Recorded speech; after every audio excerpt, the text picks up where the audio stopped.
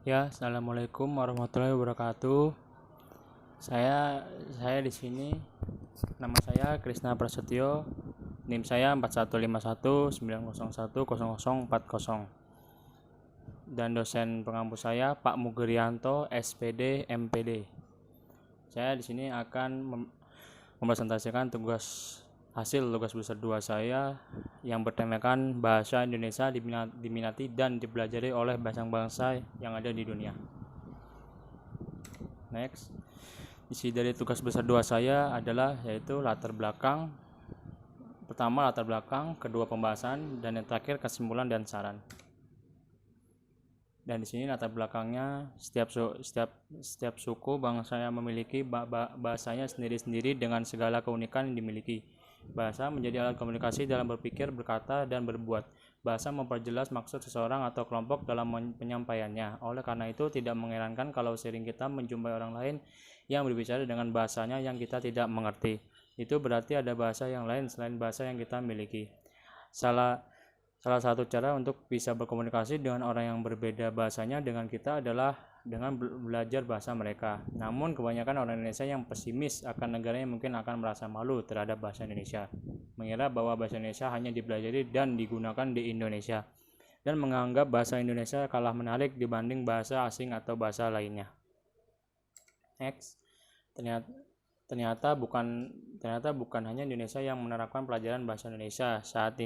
Saat ini bahasa Indonesia juga dipelajari di lebih dari 45 negara di dunia. Beberapa di antaranya adalah Australia, Jepang, Vietnam, Mesir, dan Italia. Hal ini membuat bahasa Indonesia masuk ke dalam peringkat 10 besar bahasa Indonesia paling banyak digunakan di seluruh dunia. Di sini pentingnya peran bahasa dalam berkomunikasi baik antar warga dan dalam satu suku atau daerah, antar warga dalam satu negara atau rumpun bahasa tertentu maupun warga antar negara.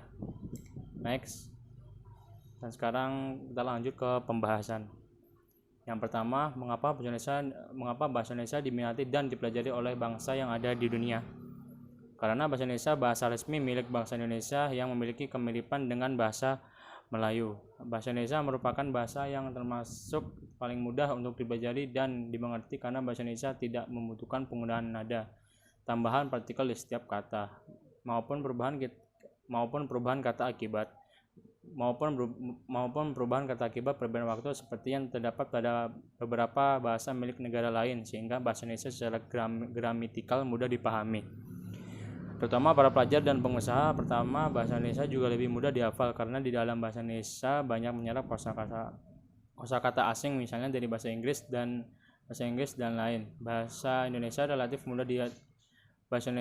mudah diadaptasi dengan istilah-istilah asing dengan melakukan penyerapan termasuk istilah Inggris yang seiring waktu kemudian diserap menjadi bahasa Indonesia. Kedua, negara Indonesia menjadi salah satu negara yang memiliki jumlah penduduk terbesar di dunia dan ketiga,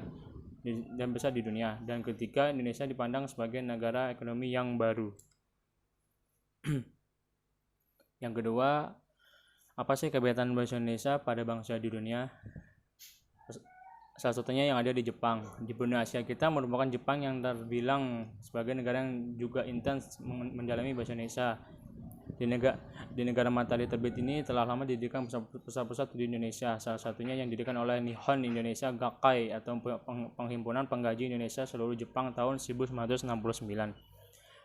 Anggota organisasi ini terdiri dari kalangan akademisi Jepang yang mengajar bahasa dan berbagai aspek tentang Indonesia di berbagai universitas Jepang. Sejak tahun 1992, organisasi ini dimulai melakukan ujian kemampuan bahasa Indonesia. Hingga kini tercatat lebih dari 12.500 peserta yang telah mengikuti tes kemampuan berbahasa Indonesia dalam berbagai level atau tingkatan. Next, yang ada di Vietnam. Vietnam juga merupakan negara yang menghargai bahasa Indonesia. Di Vietnam, posisi bahasa Indonesia sejajar dengan bahasa Inggris, Prancis, dan Jepang sebagai bahasa resmi yang diprioritaskan bahkan sejak akhir 2007. Pemerintah daerah Ho Chi Minh City menetapkan bahasa Indonesia sebagai bahasa resmi kedua setelah bahasa Vietnam, menempatkan Vietnam sebagai negara kedua setelah Indonesia yang menggunakan bahasa Indonesia sebagai bahasa resmi. Dan di Australia, bahasa Indonesia merupakan bahasa paling populer. Keempat, ada sekitar 500 sekolah pada tingkat pendidikan dasar yang mengajarkan bahasa Indonesia 187 diantaranya berada di Australia Barat. dan biasanya bahasa Indonesia merupakan bahasa yang wajib dipelajari di tingkat sekolah dasar. Belum lagi jumlah perguruan tinggi yang menyediakan jurusan bahasanya atau sastra Indonesia membuat Australia menjadi salah satu negara yang paling intens mengembangkan bahasa Indonesia. Jadi tak heran bila di Indonesia kita menemukan anak-anak SD yang bisa menyapa kita dengan sapaan khas dari orang Indonesia. Dan yang ketiga yang menjadi hambatan Indonesia untuk menjadikan bahasanya menjadi bahasa internasional. Hambatan bahasa Indonesia menjadi bahasa internasional terlihat dari berbagai aspek. Pertama, dari kualitas sumber daya manusia di Indonesia menyebabkan susahnya mengembangkan bahasa Indonesia menjadi bahasa internasional. Dalam penggunaan bahasa, banyak orang Indonesia yang belum mempedulikan berbahasa Indonesia yang baik dan benar. Hal ini akan menghambat pengakuan bahasa Indonesia sebagai bahasa internasional. Kedua, yaitu paradigma masyarakat tentang menggunakan bahasa asing sebagai gengsi sosial. Sebuah tren penggunaan bahasa daerah dikalahkan oleh bahasa Indonesia dan penggunaan bahasa Indonesia dikalahkan oleh penggunaan bahasa Inggris. Orang banyak berpikir bahwa menggunakan bahasa asing yaitu bahasa Inggris menunjukkan gengsi sosial yang tinggi dan dianggap orang berpendidikan. Yang keempat, kelebihan dan kekurangan bahasa Indonesia. Kelebihan bahasa Indonesia merupakan bahasa persatuan di tanah air kita. Jadi apabila kita sedang berada di kota manapun, selama kota itu masih berada di wilayah Indonesia, kita tidak perlu khawatir masalah komunikasi dengan penduduk setempat. Bahkan penduduk suku-suku yang bisa dikatakan masih tertinggal pun juga terkadang ada yang bisa berbahasa Indonesia.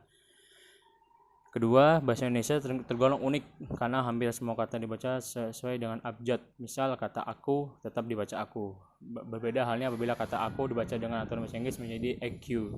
Keunikan lainnya yaitu adanya kata N dan G dalam satu kata, misal kata bingung yang pembacaannya menyusahkan dengan huruf vokal sebelumnya.